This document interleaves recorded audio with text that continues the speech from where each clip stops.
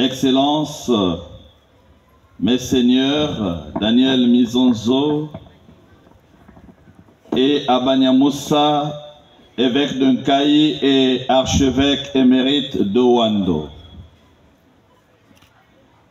Monsieur l'abbé, secrétaire général adjoint et gestionnaire de la conférence épiscopale du Congo. Monsieur le vicaire général du diocèse de Dolisie,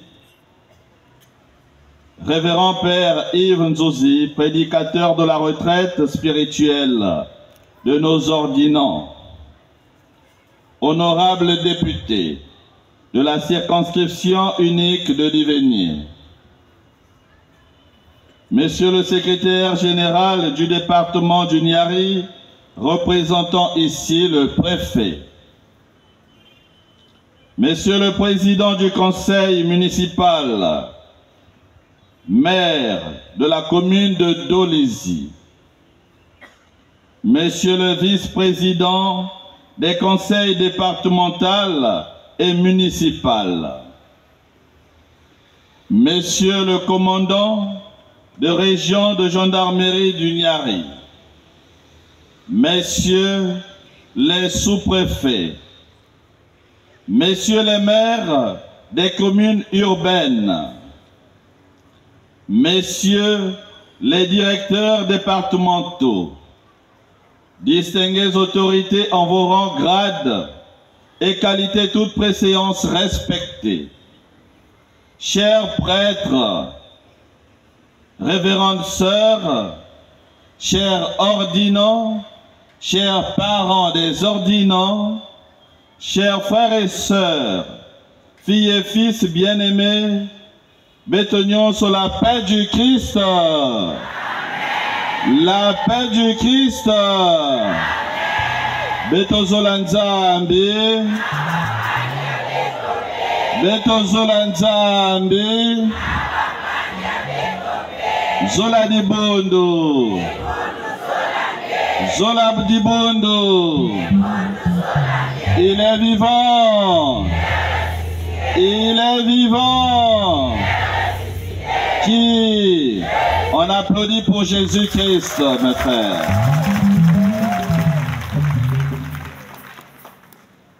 Nous sommes réunis en tant que famille de Dieu en ce 13e dimanche du temps ordinaire de l'année B pour exprimer notre gratitude envers le Seigneur. Nous disons à Dieu que tes œuvres sont belles, que tes œuvres sont grandes. Seigneur, Seigneur, tu nous combles de joie, que tes œuvres sont belles, que tes œuvres sont grandes. Seigneur, Seigneur, tu nous combles de joie. En ce dimanche, le Seigneur nous comble de joie, alors que nous clôturons notre année pastorale 2023-2024. Oui, nous pouvons témoigner, malgré nos insuffisances et nos péchés, que Dieu n'abandonne pas les siens.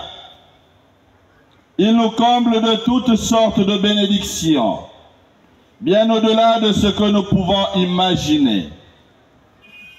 L'un de ces cadeaux que le Seigneur nous accorde, ou nous a accordé cette année, est celui de 4 de nos fils, frères et amis, qui vont recevoir aujourd'hui les sacrements de l'ordre. Un séminariste acolyte qui va devenir diacre, et 3 diacres vont devenir prêtres. La paix du Christ. Amen. La paix du Christ. Betobulira nzambi maboko. Oui, disais-je, ils vont devenir prêtres. Il s'agit d'une œuvre admirable du Seigneur. C'est le fruit de son amour envers notre Église. Mais à côté de cette réalité bonne, nous sommes également heureux et en action de grâce parce que justement, il y a un de nôtres qui a 50 ans de fidélité, d'endurance sur le chemin du Christ. 50 ans d'ordination presbytérale. Mette Boudi Lanzambi Maboko.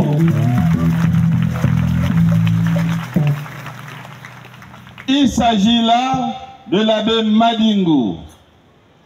Chers frères et sœurs, nous assistons là à une conjonction du neuf et du vieux. L'expérience rencontre la force de la jeunesse.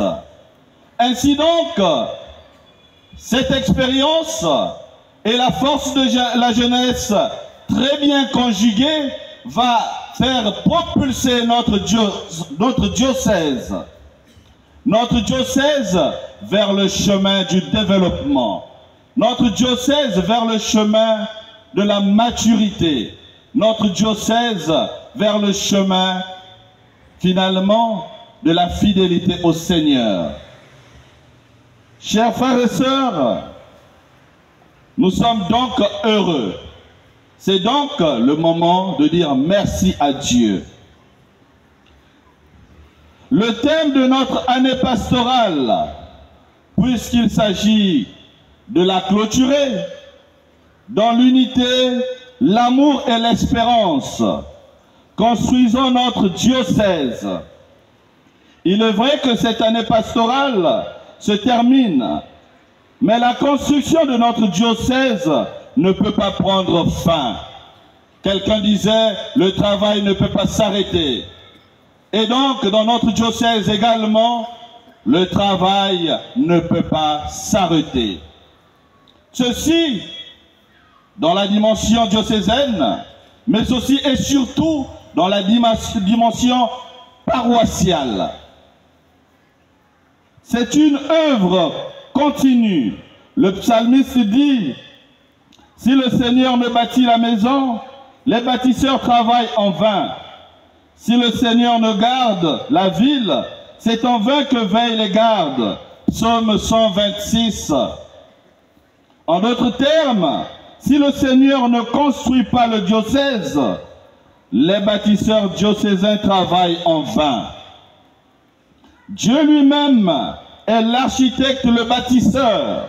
C'est lui qui construit. En même temps, le Père Céleste veut que nous soyons ses collaborateurs dans la construction de cet édifice qu'est notre diocèse de Dolisie. Il nous demande de coopérer avec lui pour construire ce diocèse qui lui appartient. Je veux dire, qui lui appartient. Ceci dit, personne parmi nous ne devrait se revendiquer être propriétaire de ce diocèse, mais seul Dieu lui-même. L'apôtre Saint Pierre disait aux premiers chrétiens, approchez-vous de lui, le Christ. Il est la pierre vivante rejetée par les hommes, mais choisie et précieux devant Dieu. Et vous aussi, comme des pierres vivantes, entrez dans la construction de la demeure spirituelle pour devenir un sacerdoce saint et offrir des sacrifices spirituels agréables à Dieu par Jésus-Christ. 1 Pierre 2, 4 à 5. Chacun de nous, sans exception, est une pierre vivante. Nous sommes tous des pierres vivantes pour la construction de l'Église, la demeure spirituelle de Dieu. En construisant notre diocèse, nous participons donc à la construction de la demeure de Dieu parmi les hommes. Le travail de construction de notre diocèse ne doit pas être différé. Je voulais dire, ce travail ne doit pas être différé. C'est maintenant qu'il faut s'engager, chacun avec les dons et charismes qu'il a reçus du Saint-Esprit. Dans le livre du prophète Agé, le Seigneur critique l'attitude de ceux qui préfèrent se concentrer sur leurs affaires personnelles, je veux dire de leurs affaires personnelles, et négligent la construction du temple. Ainsi parle le Seigneur de l'univers. Ces gens-là disent: le temps n'est pas encore venu de rebâtir la maison du Seigneur. Or, voilà ce que dit le Seigneur par l'intermédiaire d'Agé, le prophète. Et pour vous, est-ce bien le temps d'être installé dans vos maisons luxueuses, alors que ma maison est en ruine? Allez dans la montagne, rapportez du bois pour rebâtir la maison de Dieu.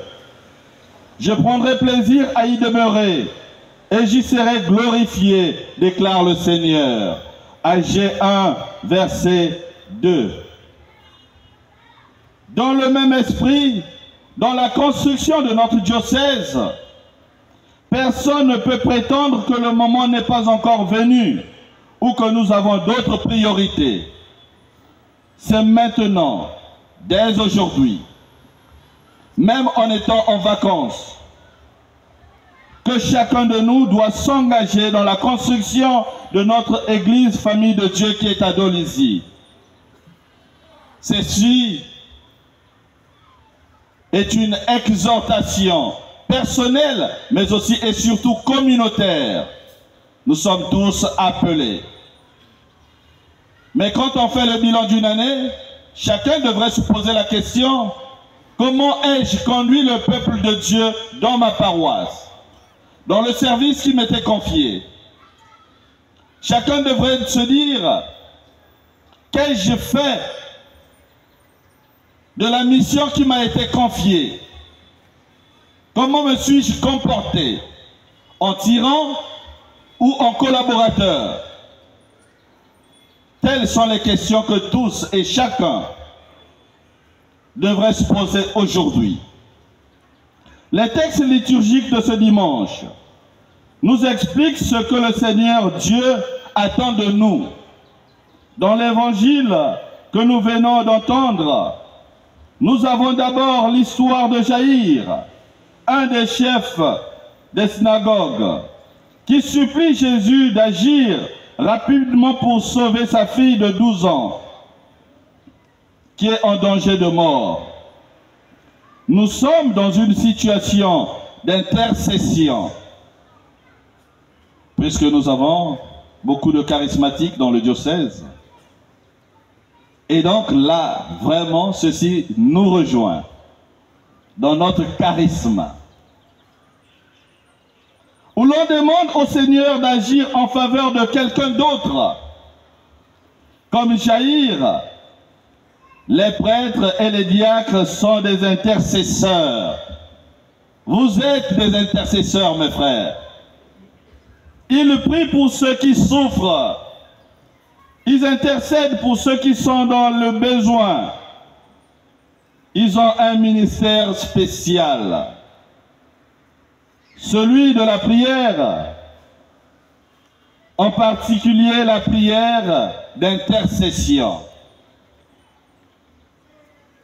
J'étais en train de dire à un confrère, quand il est arrivé dans la localité où il était envoyé, tous les sorciers ont su qu'un prêtre était arrivé, la paix du Christ.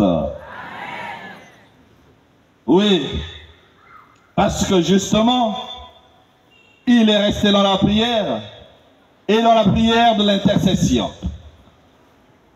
Vous aussi, mes frères, disposez-vous à accomplir votre mission, ce que le Seigneur vous confie. Ils doivent écouter ceux qui leur confient leurs difficultés et celle des autres membres de la société. Cher Gaël, Evrad, Jusserli, Emar, soyez toujours prêts à intercéder pour ceux qui souffrent. Et soyez de ceux qui amènent les autres au Christ. Je veux dire, amener les autres au Christ. Pas les chasser du Christ. Pas les bergers qui dispersent les brebis. Mais les bergers qui rassemblent et qui conduisent au Christ. La paix du Christ. Amen.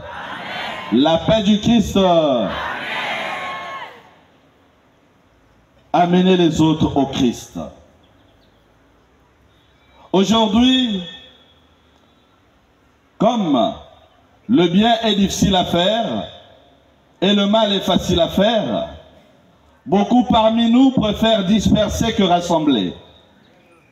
Mais pour vous, mes frères, soyez ces jeunes pleins de zèle qui vont rassembler, qui vont conduire au Christ nos frères et sœurs.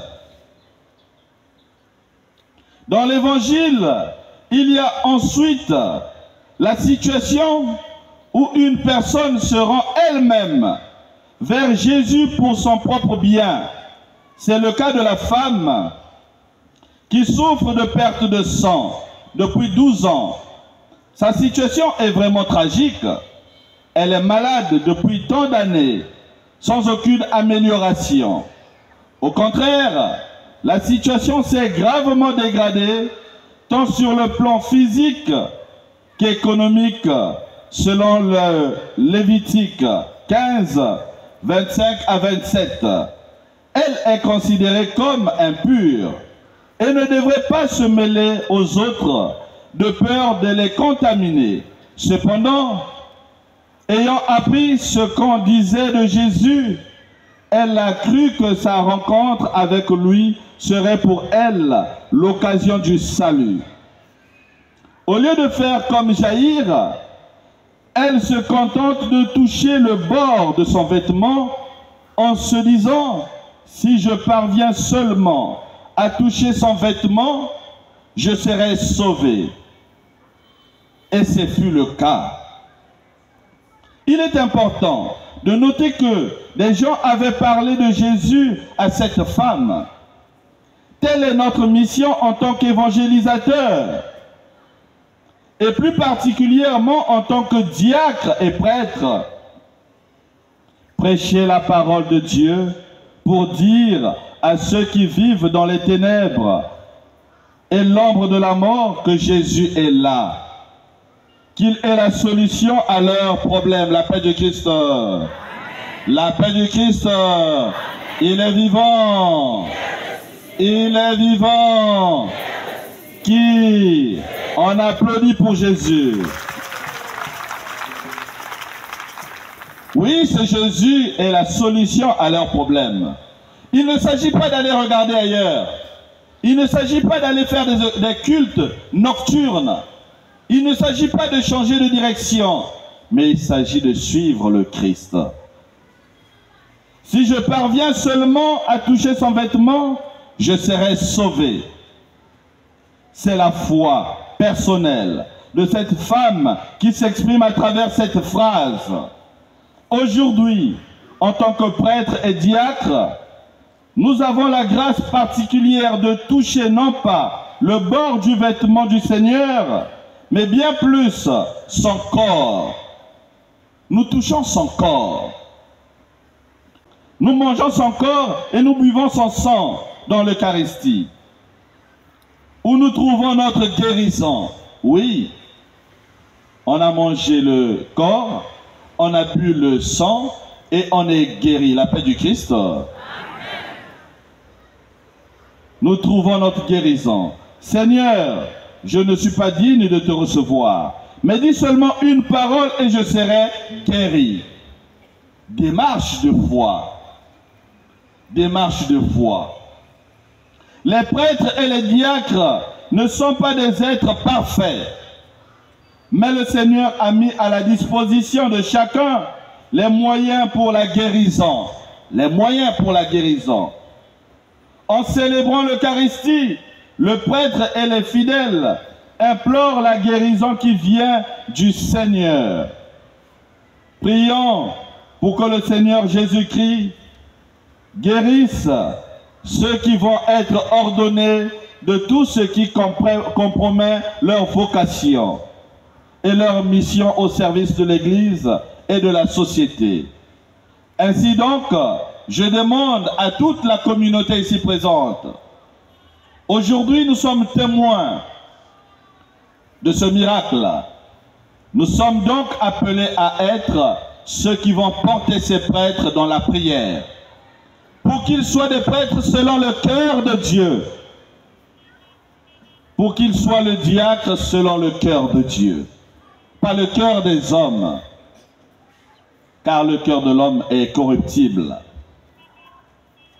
Dans l'Évangile, enfin, nous avons la situation où l'initiative du miracle ne vient ni du proche, ni de la personne ayant besoin de guérison, mais du Christ lui-même. Du Christ lui-même. Pendant que Jésus s'occupait du cas de la femme souffrant d'hémorragie, la nouvelle parvient à jaillir que sa fille vient de mourir. Le père de la fille espérait que Jésus viendrait chez lui en toute urgence. Malheureusement, les choses ne se sont pas passées de la sorte. Cependant, le Christ prend une initiative que personne ne lui a demandé, celle de ramener l'adolescente à la vie. La seule chose qu'il demande à son père est d'avoir la foi. Ne crains pas, crois seulement. Ne crains pas, crois seulement. On nous demandera aussi, mes chers frères, par le Christ lui-même, ne crains pas, crois seulement. Car le sacerdoce n'est pas un fleuve tranquille. Il arrive des moments de doute. Il arrive des moments où on est désespéré. Mais ne crains pas, crois seulement. Car le Seigneur n'abandonne jamais ses enfants. Il t'a appelé, il est à côté de toi. C'est lui qui appelle. C'est lui qui appelle. Et quand il appelle, il donne les moyens. Il donne la force. Jésus a autorité sur la mort. Sa parole suffit pour ramener à la vie une personne décédée. La victoire qui est remportée sur la mort est un signe de la victoire que le Christ remportera par sa propre mort sur la croix contre la mort. Cette victoire sera manifestée dans toute sa splendeur à la fin des temps lors de la résurrection finale. Cela confirme ce que la première lecture tirée du livre de la sagesse nous dit. Dieu nous a créés pour la vie et non pour la mort. La mort est entrée dans le monde par la convoitise du diable. Le Christ, notre grand prêtre, nous révèle qu'il est venu restaurer la création et la conduire à son achèvement. Il est venu pour donner la vie en abondance. Il est venu pour donner la vie en abondance. Jean 10, 10. Voilà donc la mission que le Christ nous confie. Apporter la vie dans toutes les situations de mort. C'est de cette façon que nous allons construire notre diocèse, en faisant un instrument de Dieu au service de la vie en plénitude. Au service de la vie en plénitude. Oui, chers frères et sœurs, le bilan de l'année de chacun, le bilan collectif, nous sommes tous appelés à apporter la vie, car le diocèse de Dolisie est et demeurera un diocèse où la vie sera promue. J'étais en train de dire à un frère point de besoin d'être malheureux, point de besoin d'être désespéré, car le Seigneur nous conduit. Il nous conduit. Et puisqu'il nous conduit, nous nous inscrivons dans l'espérance. Chers frères et sœurs, les morts ne sont pas seulement ceux qui sont au cimetière ou à la morgue, mais il y a aussi des morts vivants qui se baladent partout. C'est particulièrement le cas de toutes les personnes qui sont sans espérance. Ceux qui sont sans espérance, ils sont morts. La paix du Christ. Amen. La paix du Christ. Amen. Notre thème de l'année nous conduisait donc de l'unité à l'amour, de l'amour à l'espérance. Je veux dire autrement, à la vie. Nous conduisait à la vie. Un peuple sans espérance est un peuple mort. Il ressemble à des ossements desséchés, comme nous le dit le Seigneur dans le livre du prophète Ézéchiel. Fils d'homme, ces ossements, c'est toute la maison d'Israël, car ils disent, nos ossements sont desséchés, notre espérance est détruite, nous sommes perdus. Ézéchiel 37, 11. Nous sommes perdus. Oui, sans espérance, on est perdu. Mes chers frères, sur le chemin de la mission, vous allez rencontrer la difficulté. Vous allez rencontrer le manque. Vous serez désespérés. Vous allez vous poser la question, pourquoi je me suis engagé? Mais l'espérance, c'est la vie. L'espérance vous tient sur la route. L'espérance vous fait conduire. L'espérance vous montre la direction du Christ, la paix du Christ. Amen. La paix du Christ. Amen. En tant que membre de la grande famille diocésaine de Dolisie, nous sommes interpellés par toutes les situations de mort dans lesquelles se trouve notre population. Ceux qui sont sans éducation, les enfants qui ne peuvent pas aller à l'école, les malades qui ne peuvent pas payer leurs soins de santé, les familles entières qui ne parviennent pas à manger à leur faim, les retraités sans pension, le chômage des jeunes, l'insécurité, le banditisme. Oui, nous sommes interpellés par tous ces mots. Nous sommes tous appelés à être au service de la vie. Ainsi donc, je reviens encore à nos autorités, ici à Dolisie comme dans tout le département. Nous sommes tous appelés à œuvrer pour la vie, à œuvrer pour la vie. Chacun à son niveau, à œuvrer pour la vie. Car ici à Dolisie, dans le département du Niari, nous voulons vivre heureux. On peut dire, ceci n'a pas été fait parce que le gouvernement central n'a pas donné les moyens. Mais au niveau microéconomique, que chacun essaye de donner le meilleur de lui-même pour que nous ayons la vie et la vie en abondance.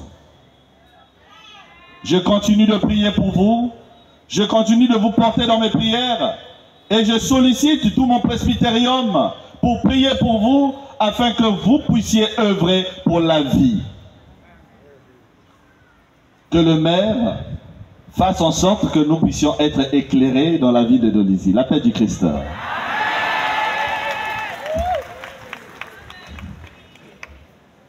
Que cette mère députée, maire de Divenier, fasse en sorte qu'à Divenier, tout le monde ait le sourire. La paix du Christ.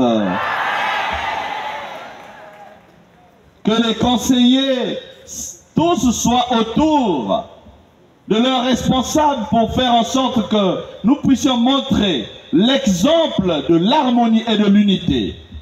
La dispersion tue, l'unité construit.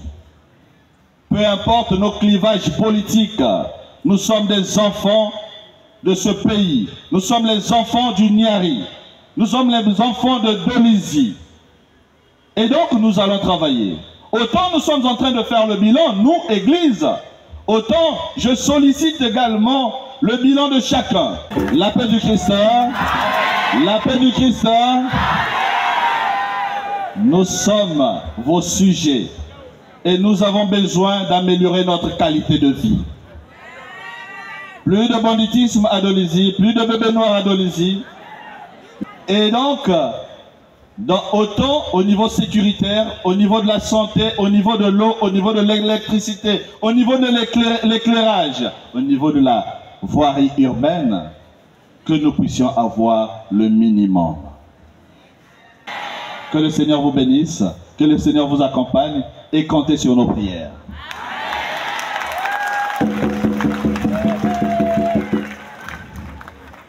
En même temps, suivez l'exemple du grand prêtre lui-même, qui prend le temps de s'entretenir avec une pauvre dame anonyme. En effet, pour le Seigneur Jésus, la vie de cette femme a autant de valeur que la vie de la fille du notable. Ne soyons pas de ceux qui, lorsque le pauvre vient frapper à notre porte, chers frères, nous les rejetons. Nous n'avons pas le temps de l'écouter, ni de prier pour lui. Mais lorsque nous recevons un coup de fil d'un riche ou d'un haut dignitaire, nous abandonnons tout pour cette personne. Chers frères, chers enfants, vous allez être sur le terrain de la mission. Il est vrai que les questions matérielles nous attrapent, mais soyez des pasteurs, capables d'écouter le pauvre, capables d'écouter le riche, capables de conduire tout ce peuple vers le chemin de Dieu.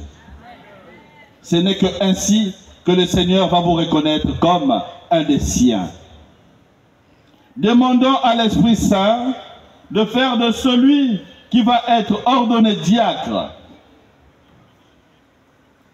ainsi que ceux qui vont devenir prêtres, des collaborateurs de l'évêque pleins de zèle apostolique, pour que la construction de notre diocèse continue en conformité avec l'Évangile, pour la gloire de Dieu et le salut du monde. Amen.